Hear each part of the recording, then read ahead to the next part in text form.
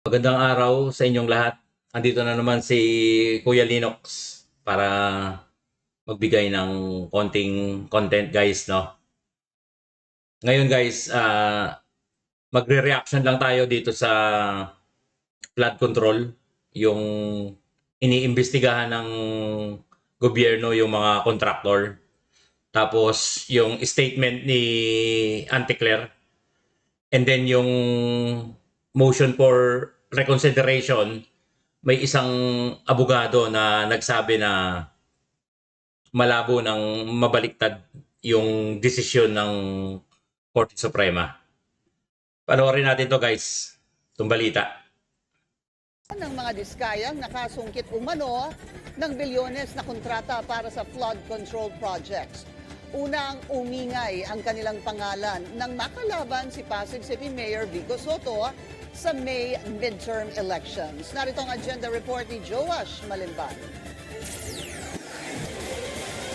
Tila nasa spotlight na naman ang kontrobersyal na mga diskaya matapos may ulat na ang top 2 and 3 sa 15 companies na nakasungkit ng mga flood control project ay pagmamayari umano ng kanilang pamilya. Yan ang Alpha and Omega General Contractor and Development Corporation na na-awardan ng halos 7.5 billion pesos worth of flood control projects mula 2022. At ang St. Timothy Construction Corporation na naka-corner ng 7.3 billion pesos worth of contracts. Sa labas ng top 15 companies na inilahad ni PBBM, matatanda ang pagmamayari rin ng mga diskaya ang St. Gerard Construction na base sa sumbong sa Pangulo website nakatanggap din ng 2.3 billion pesos worth of contracts sa flood control. Kung susumahin ang kinita ng tatlong kumpanya, aabot sa 17.1 billion pesos ang natanggap ng mga diskaya mula sa pamahalaan. Ang mag-asawang Sara at Curly Diskaya ang may-ari ng St. Timothy Construction Corporation.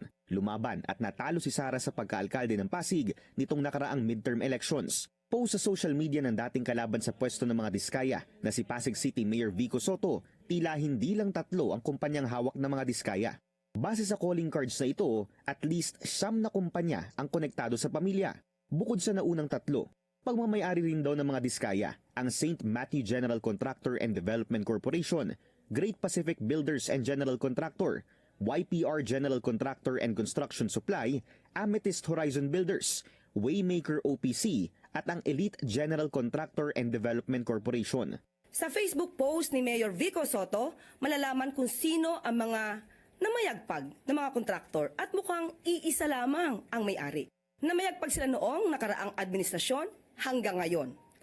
Kahit ano pa man ang gamiting pangalan ng inyong Nakakabit na naman yung nakaraang administrasyon kay Auntie Claire eh.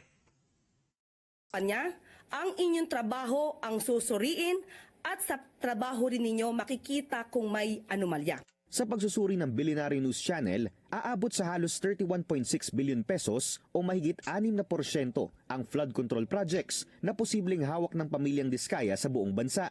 Base yan sa datos na nasa sumbong Pangulo website. Ang masama rito, marami sa mga proyektong hawak ng kanilang pamilya, tila wa-effect daw pagdating sa flood control. Paiimbestigahan pa ni Senator Erwin Tulfo ang Pasig River Esplanade Footbridge na pinondohan noong 2019 ng higit 284 million pesos. Pero 2019, Duterte na naman yan.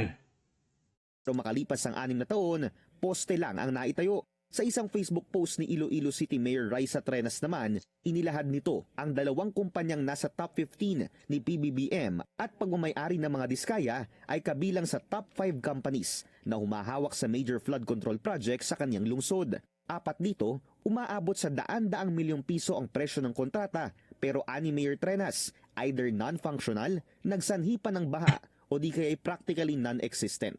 Sinubukan naming kunin ang panig ng mga diskaya, pero hindi pa sila sumagot sa aming mga mensahe. Ayon kay PBBM, patuloy ang magiging investigasyon sa daan-daang bilyong pisong flood control projects ng kanyang administrasyon, lalo na't marami umano rito nagiging instrumento para sa korupsyon ng ilang mga nasa kapangyarihan. Batay sa inisyal na impormasyon mula sa report ng DPWH, lumalabas na mayroong 9,855 flood control projects mula July 2022 hanggang May 2025 na nagkakahalaga ng 545.64 billion pesos.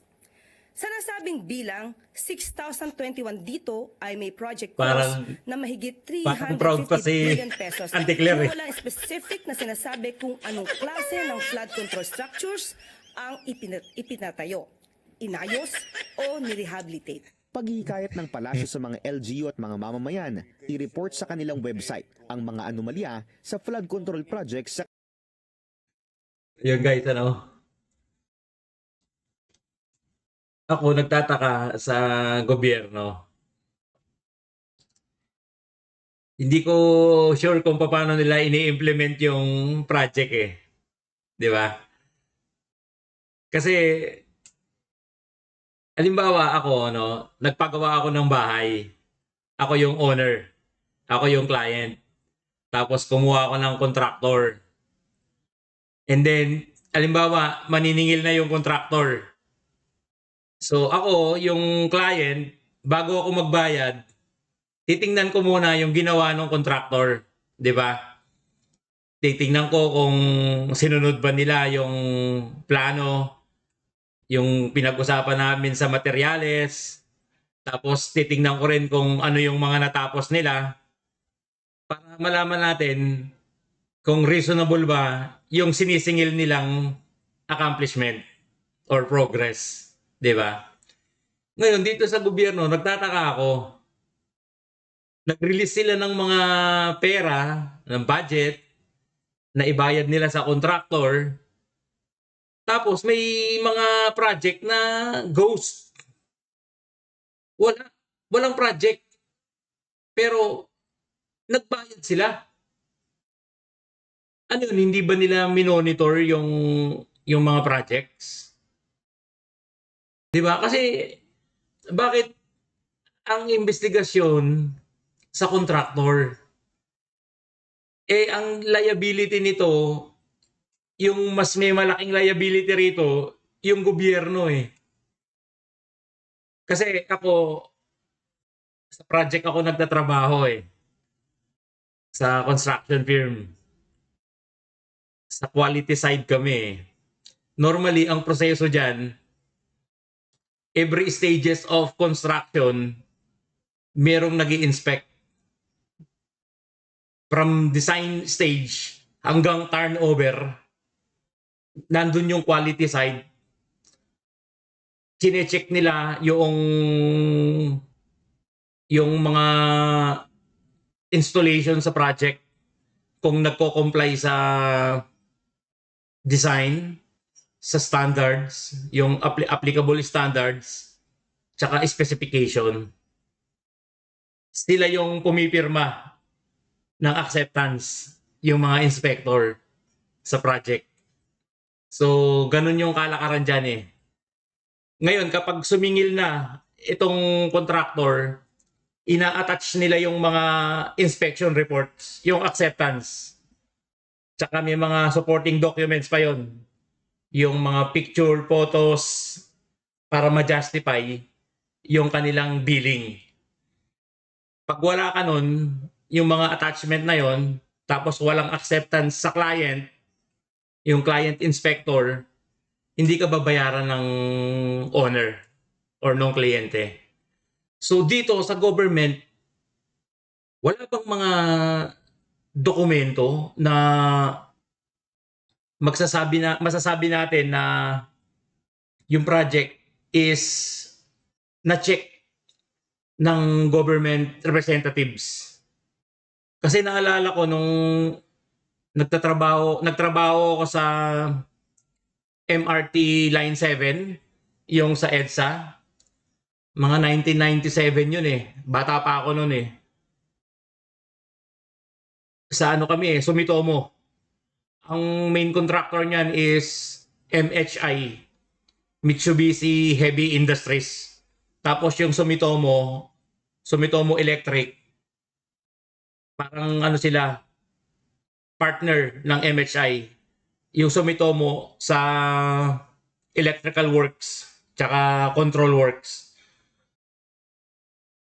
Laging pumupunta rin yung mga taga DOTR or DOTC. Hindi ko na maalala eh kung anong ahensya ng government yun. Basta pumupunta sila dun. mga representative ng government. Chine-check nila yung progress, yung mga ginagawa doon, kung tama ba yung mga installation.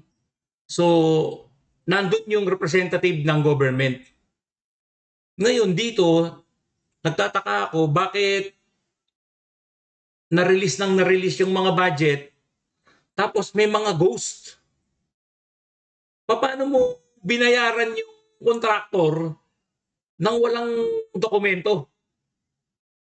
Kasi sa document mo makikita no? Yung mga inspection report, testing report, yung mga picture, i-attach yun sa billing. So, dun mo makikita kung ano yung natapos nila. Tapos yung compliance, yung client inspector ang magse-certify nun. So, ibig sabihin, ang anomalya nito, nandoon sa lower level. Kasi ang contractor, guys, normally takot sa client yan. Hindi yan mag-i-initiate ng anomaly or yung mga cheating. Hindi sila mag-i-initiate kasi takot nga sila sa kliyente.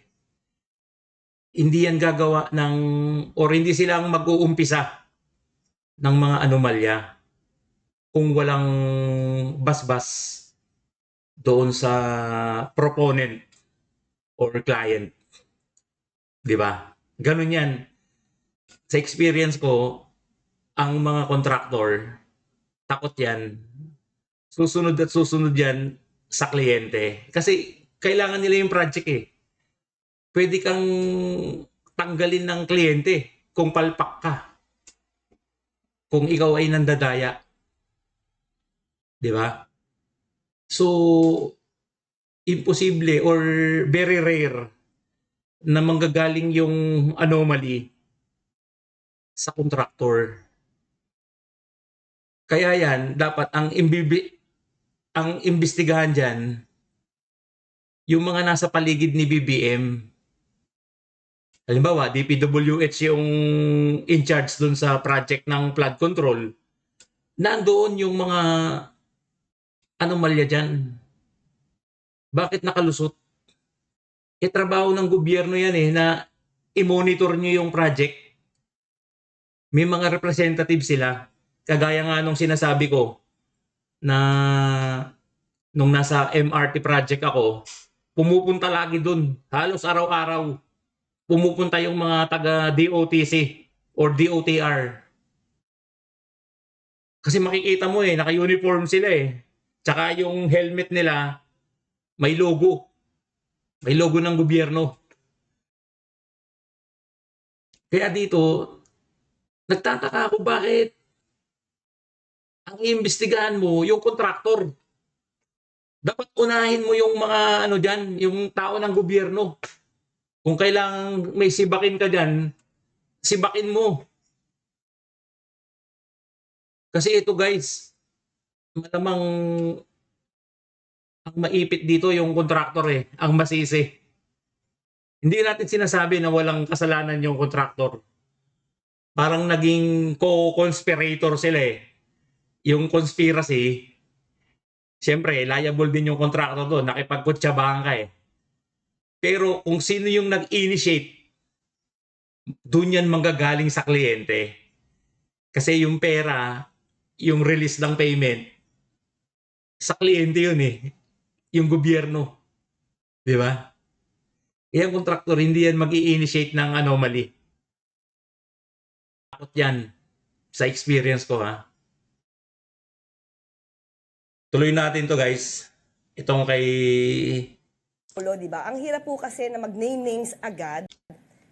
Although may mga nadidinig po tayo, according to Senator Lacson and Mayor Magalong, may 67 na congressmen na involved. So since alam na nila, di ibigay na po nila yung report agad kay Pangulo. Pero dapat, kumpletong ebidensya, hindi pwedeng haka-haka. Kasi masisira po ang Pangulo dito na magpipinpoint siya ng mga tao, tapos hindi man naman mapuprove. So talaga po kaya kinailangan muna yung mga contractors dito. Bakit? Kasi sila yung involved agad Diretso yung pag-involvement nila Sila hindi rin. Ang malaking liability dyan, gobyerno. Kagaya nga nung ini-explain ko na paano kang nag-release ng payment, wala bang dokumento na binasihan yung mga payment? Dapat meron. May mga certificates of acceptance na pirmado ng kliyente, yung client inspector or kung sino man sa gobyerno. Bakit contractor agad? Agad nung gumawa nito, bakit ganyan? Ba't nasira? Ghost projects? Kumita ka? Bakit? Sino ang backup mo? You're hoping Doon the na start. contractors to squeeze the Kung uumpisahan nila sa contractor guy, baka magkaroon ng whitewash eh. Di ba? Unless ang mag-iimbestiga is separate or independent party. Pero kung gobyerno din ang mag-iimbestiga, pwede nilang laro-laruin lang eh. Di ba? contractors that they squeal. Am I getting Dapat. right? Dapat. Kasi sila masisira dito. Otherwise, sila ang tatamaan ng kaso. Is it just flood control projects where there are anomalies, or itong investigation is also going to look at other public infrastructures that may have irregularities? Yes, I think so. But as of now, we are concentrating on the flood control projects. But I think, susunod pa rin yung iba. Especially yung mga roads, mga bridges, lahat po yan. Yung mga so-called farm-to-subdivision roads. Tsaka mga bridges na mabagsak. Oh, yes. Yes, Sa diba? Isabela, yung mga bridges na Yes. bumagsak. Which, yeah, go ahead. But you know, how would you address criticisms na parang this is so belated? I mean, after going to the fourth year already of the president's term, now we have a massive investigation. We're naming names of big contractors, even though the president is saying that we're not saying that they're doing Yes, irregularities. But it's kind of late in the day. Ang sabi tuloy ng iba, parang biglang naghahabol sa last minute or last 2 minutes ng kanyang termino, and that it should have been done beforehand. What do you say to that? It's better late than never.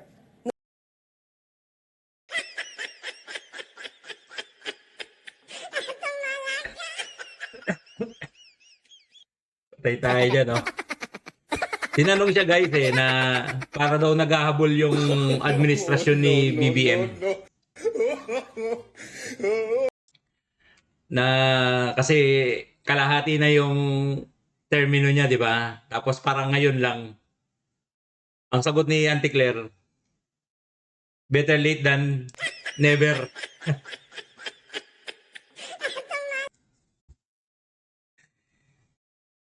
Tapos sabi niya na yun nga na kasi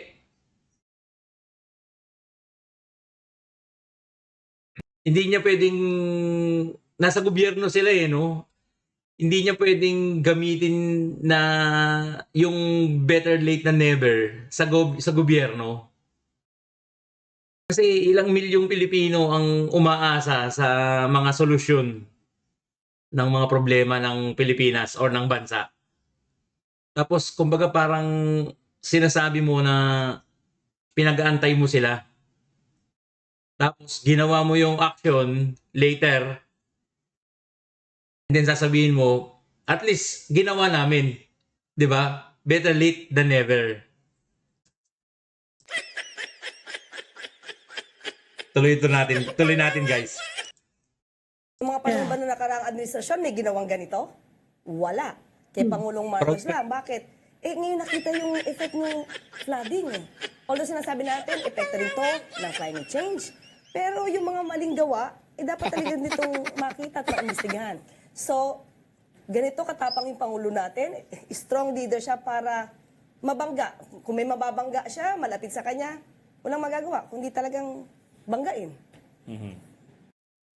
Sabi niya guys, sa mga previous administration daw, wala daw gumawa ng ganun. Ngayon lang daw. Totoo yun eh. Ngayon lang talaga. Ngayon lang talaga nagkaroon ng gobyerno na better late than never. Kasi yung mga past administration, lalo na yung kay Digong, anticipated nila yung disasters. Ano sila, proactive. Kumbaga malayo pa yung sakuna, pinag-iisipan na nila kung paano ma-prevent. Hindi mo man totally ma-eradicate kasi natural yan eh. Pero pwede mong mabawasan yung casualties. Unlike dito sa current administration, parang ano sila eh, anong tawag doon? Reactive.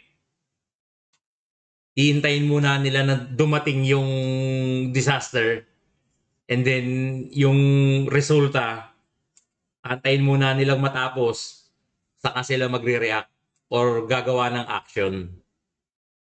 So, yun yung sinasabi ni Auntie Claire na at least may ginawa, no? Nahuli man, pero may ginawa sila.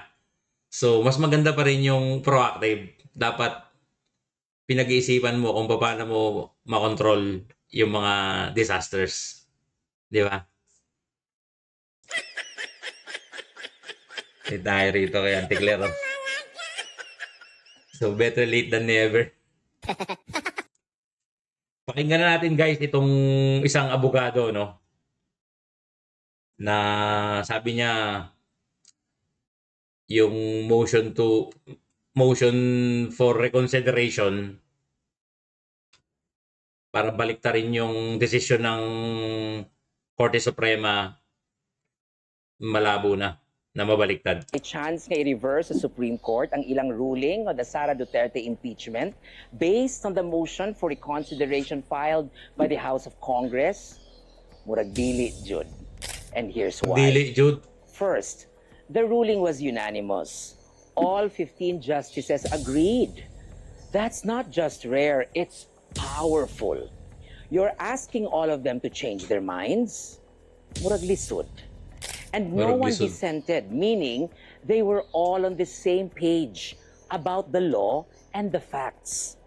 Second, the motion for reconsideration filed by the House, walay bagong argumento. It's just a rehash of what they already raised or failed to raise.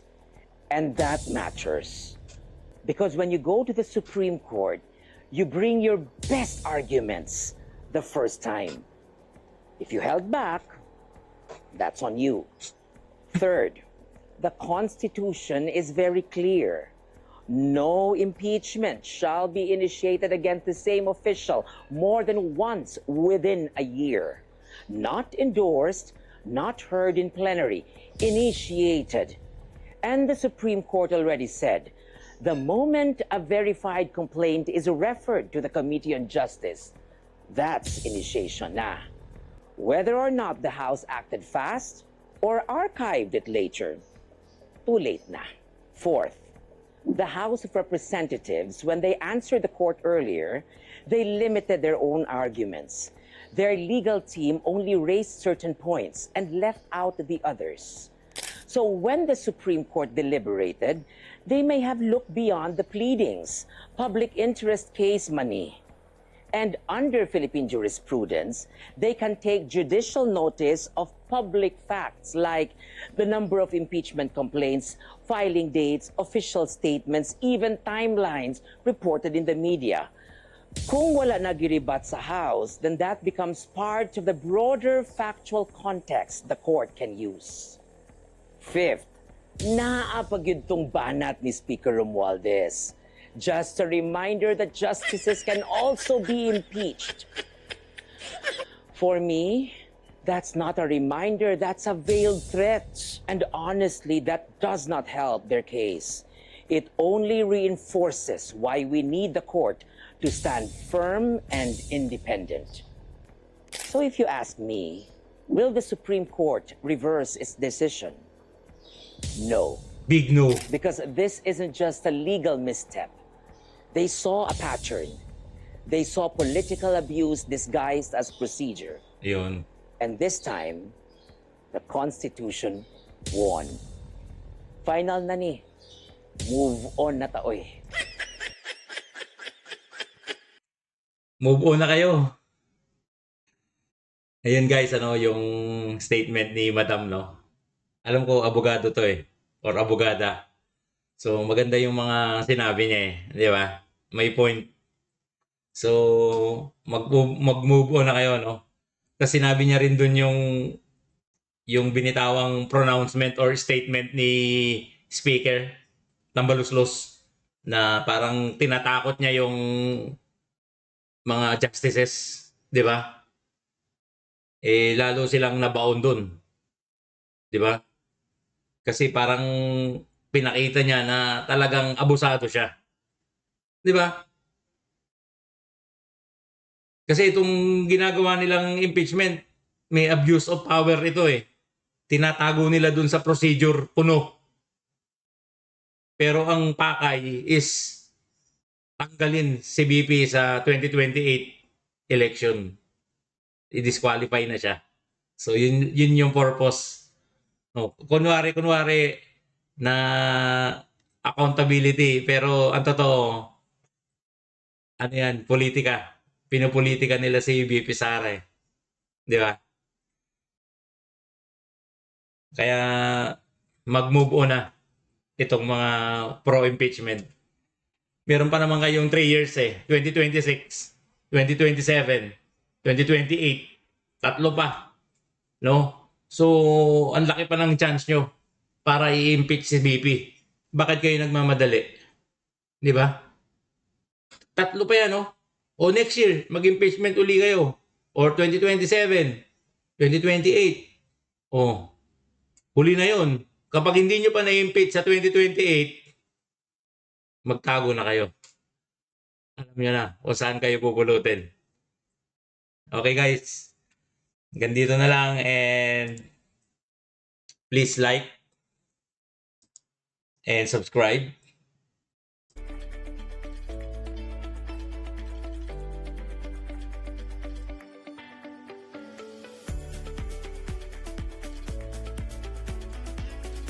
Pa-like naman guys, pengi naman ng like. Tsaka pengi na rin ng subscribe. Thank you. And maraming salamat dun sa mga bagong subscribers, ano? Saka dun sa mga nagla-like. Okay guys, bye-bye. This is Kuya Linux.